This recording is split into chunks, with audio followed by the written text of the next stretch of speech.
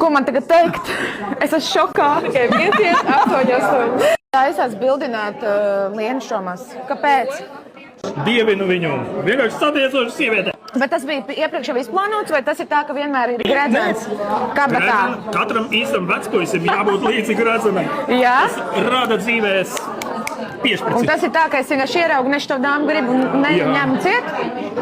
Un man arī ārprāts. Ko man tagad teikt?